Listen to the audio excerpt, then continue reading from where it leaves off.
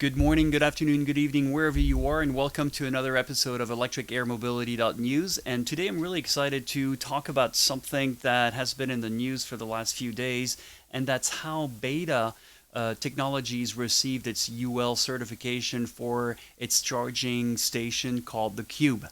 My name is Nicholas Zard. I am the founder of Electric Air Mobility LLC, and we are a company that offers advanced air mobility, vertiport ecosystem, everything in the infrastructure side of things, from the terminals to the vertipads, but mostly the energy production, storage, and management system, including UTM, ATM, and all of that. So we're always happy to hear your questions and thoughts about it. So specifically about Beta Technologies, it's really incredible because the significance is pretty huge. I'll just start a little bit with what Beta Technology has done so far. They have a range of charging station called the Charge Cube, and they have a stationary one, and they have a more mobile one. So with the Charge Cube specifically, they received a much coveted UL certification. And for those of you who are not in the USA, that is a sign of approval. That is a vote of confidence that the product is safe and can do what it says it is going to do. And this is really important because Beta has done something that's pretty amazing. So first of all, I'm sure you know about Beta Technologies. We call them Beta.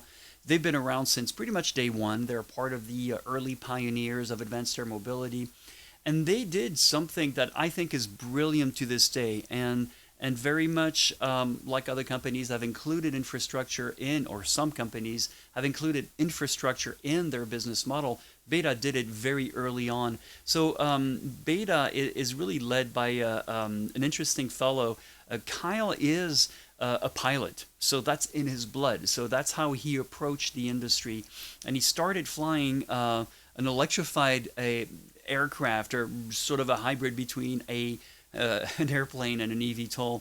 And he really makes sure that everybody has access to become a pilot in the company. So Beta is really different.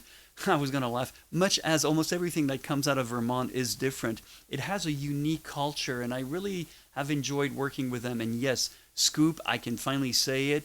We have been partnered with Beta for quite some time now, and they are part of the solution that we offer on all of our vertiports in the Middle East, in Europe, and of course here in the United States. So where Beta, to me at least, has done the smartest thing is to, first of all, to show an eVTOL concept, the AAM. And it's a fantastic aircraft. I had the privilege of flying it in a simulator, and it is for me the essence of what an eVTOL is. It takes off just like a helicopter, but it flies like an airplane, and of course it lands like a helicopter. And here's why: the wing on the Alia were, if I remember well, they were modeled after an Arctic wren. So this thing really flies like an airplane. In fact, it flies so much like an airplane that it completely fooled me when it came down to land at the vertiport. The one in Springfield, I think that's the one that we were, that was the one we were simulating. I overshot it because I approached it just like a fixed wing, and all of a sudden I realized, dang it, I am 100 feet away from the vertipad. So I had to come in just regular, fixed wing approach, and then stop, and then crawl, crab crawl into over the vertipad, and then throttle down and land. So it was very interesting, but it in pure horizontal flight, it is just like a fixed wing. So it's a very interesting aircraft.